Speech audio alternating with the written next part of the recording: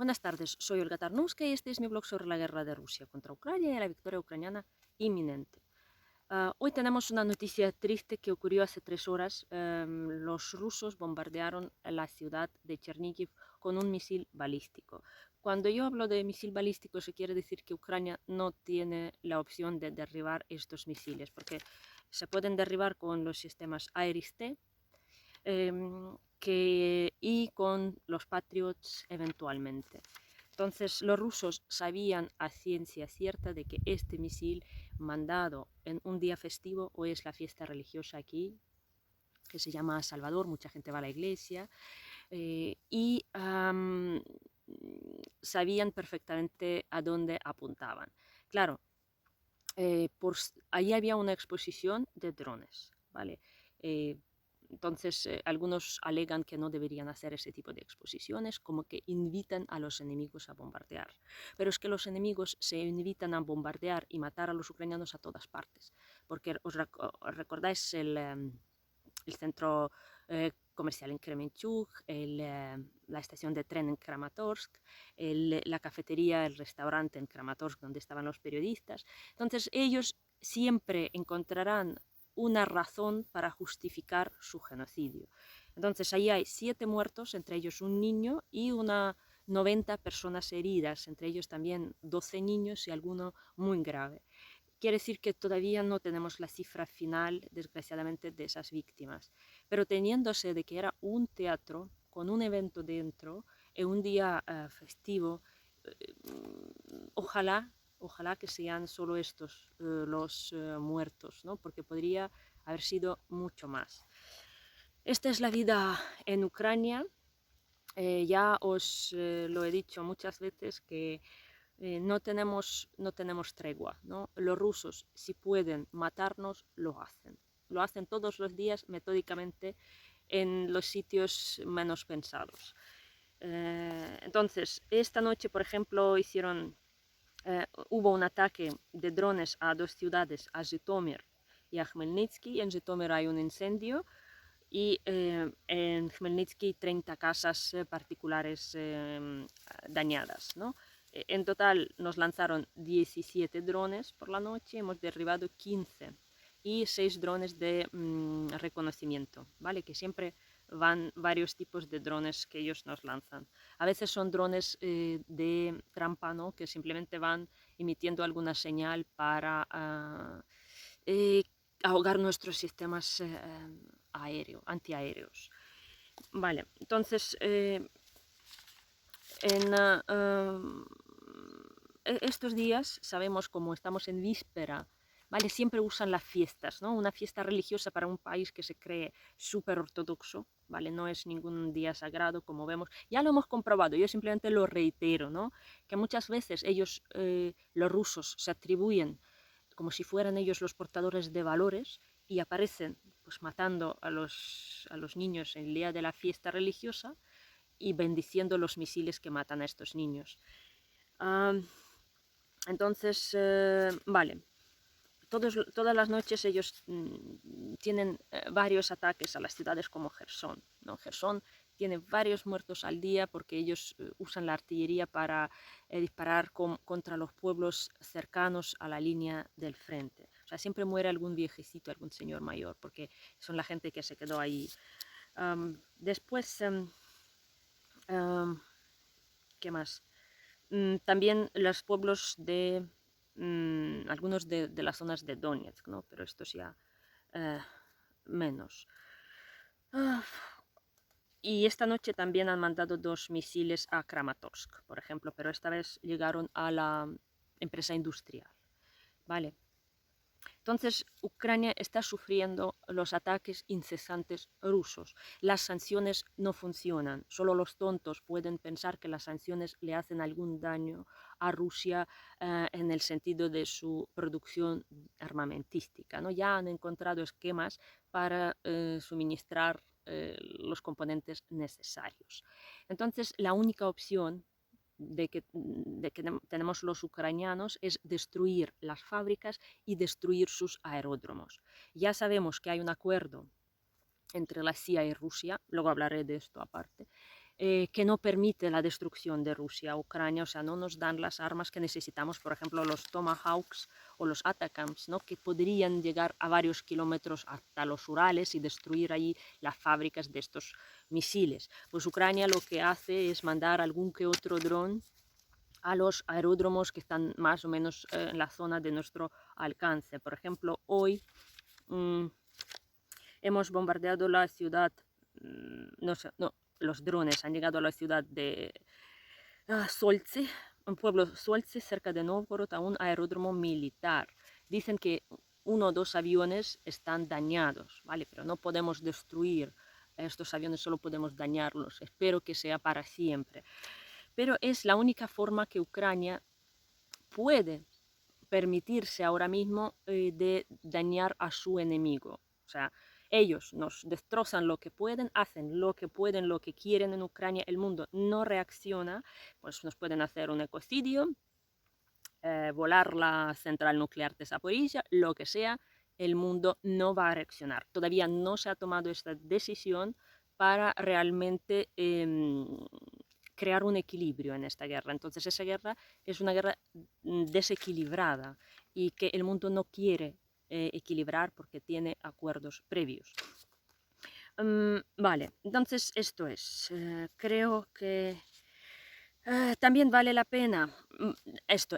Desde el aeropuerto de Novgorod salieron, por ejemplo, hace 3 días 6 aviones cargados con 4 misiles X-22, que tampoco podemos derribar.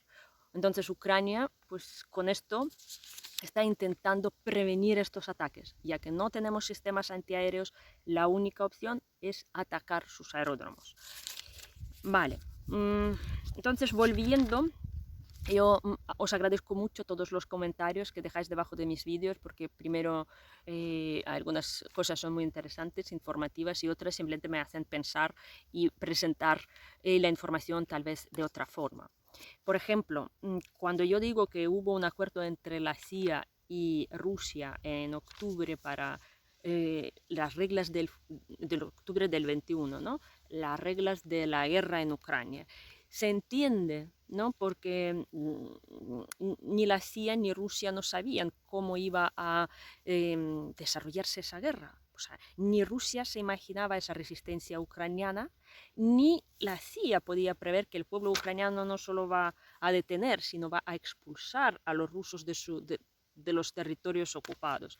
Entonces, claro, ya puestos a tener una guerra, no había forma de evitarla, lo sabían ellos, y además lo sabía el gobierno de Zelensky, por eso yo no lo critico, porque yo creo que va a tener que explicárselo a su pueblo, porque sabiendo que habría una guerra en octubre, él una semana antes de la guerra nos decía que todo está fantásticamente bien y que vamos a estar haciendo barbacoa en mayo, que no nos preocupemos, mientras su familia ya llevaba varios meses fuera de Ucrania. ¿Vale? Entonces su familia sí que estaba a salvo, pero la gente de todas esas áreas que estaban corriendo un peligro y del que él estaba plenamente consciente, no se lo creía, no nos lo creíamos que podría ser una cosa tan cruel, lo reconozco, pero siendo el presidente de un país, tienes que asumir ciertas cosas y la responsabilidad no solo de tu familia y tus padres, sino de todo el pueblo. A ver, entonces es algo que todavía vamos a discutir y mucho. Aquí en Ucrania ya lo tenemos muy claro. Entonces, la OTAN.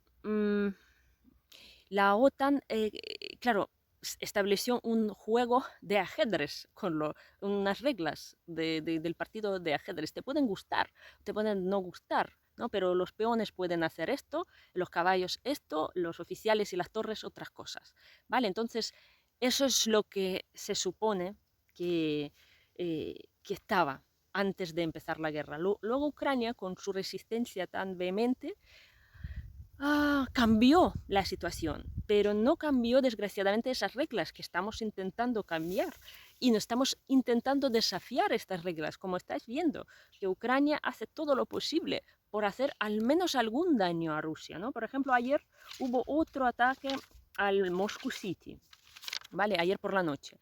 Entonces tuvieron que evacuar a 2.000 personas de allí. No, el dron era muy delicado, que solo hizo un pequeño incendio en una de las torres, pero ya creó ese pánico y esa incertidumbre. También hubo unos ataques en Simferópol, pero dicen que lo derribaron todo, y unos drones marítimos que atacaron los barcos rusos en el Mar Negro. Con lo cual, estamos intentando, pero tenemos que tener en cuenta que un misil balístico que tiene no sé cuántas centenas de kilos de explosivos y un drone que les mandamos es totalmente incomparable. Pero también es lo que podemos hacer y no vamos a dejar de hacerlo, porque incluso si en Moscú, en Rusia, se cierran los aeropuertos, si algunas empresas rusas dejan rusas extranjeras dejan de tener vuelos allí, todos son pérdidas del Estado ruso, ¿no? Y todas esas cosas disminuyen su potencial también económico para seguir esta guerra. Esta noche, ayer, por ejemplo, hubo un ataque a un punto de comando en la Energodar ocupada. El departamento de policía colaboracionista entró un drone directamente por la ventana, ¿vale? Y hirió a varios pues, representantes del gobierno ruso. Entonces, son cosas que pasan todos los días, ¿vale? ¿Qué más hay que decir? Esa guerra ha transformado también la OTAN, ¿no? Está transformando. Si os acordáis, nadie ya daba 2 duros por ella. Creo que Trump ha dicho que era un inútil. En muchos países europeos decían que era no sé qué historia. Y ahora, claro, la OTAN ha cambiado su doctrina. La OTAN se está rearmando. La OTAN está tomando algunas acciones muy importantes. Por ejemplo, Lituania y los países bálticos están expulsando a los rusos de sus territorios, ¿no? Los que no han aprendido las lenguas locales, los que tienen visados poco comprensibles, no se los prolongan. Entonces ya hay una cierta muestra de que no son bienvenidos en estos países. Polonia ha aumentado la cantidad de militares en la frontera con Bielorrusia. Lituania ha cerrado varios puntos de la frontera y ha puesto un muro desde que empezaron las revueltas con inmigrantes en las fronteras. Vale. Entonces, y ya si sabéis, por lo que yo entendí, antes la doctrina de la OTAN incluía a los países bálticos, por ejemplo, pero no los iban a defender en su territorio, iban a defenderlos desde otros territorios. Y ahora desde el último summit también están incluidos. O sea, si hay guerra contra ellos, la OTAN viene a defenderlos en su, digamos, en su casa, no desde algún sitio. Entonces se ha fortalecido en vista de la amenaza rusa digamos, la defensa de los países de la OTAN. Entonces, ¿qué más? Y ya ayer han confirmado Jake Sullivan que van a entregarnos los aviones F-16 después de que los pilotos terminen su instrucción. Esto lo estamos escuchando más o menos, a lo mejor sin confirmación, pero desde hace más de un año. ¿Vale? Entonces, es una cosa, para mí, alguien lo pone como una noticia bomba, para mí no es ninguna bomba, ¿vale? Porque todavía tenemos un año a recorrer, un año de muertes continuas. Yo salgo muchas veces a mi balcón y hay un funeral de los soldados ucranianos, ¿no? Y, por ejemplo, ayer hubo uno, antes de ayer hubo otro, y así todos los días, ¿vale? Entonces, hasta que aparezcan cosas, pues pasará mucho tiempo aquí. Y mucha gente no verá estas cosas. Y no sabemos quién va a ser la víctima de los ataques indiscriminados rusos como la de hoy, ¿vale? Bien, entonces, ¿qué más? Pues por lo visto, los países que nos van a dar estos aviones van a ser Dinamarca y los Países Bajos. Ellos pues ya tienen más o menos estos aviones preparados. Claro, va a ser una escuadra, no va a ser un avión o 2 aviones, por lo menos va a ser como 12 aviones, que es una escuadra. Y vamos a ver cómo funciona.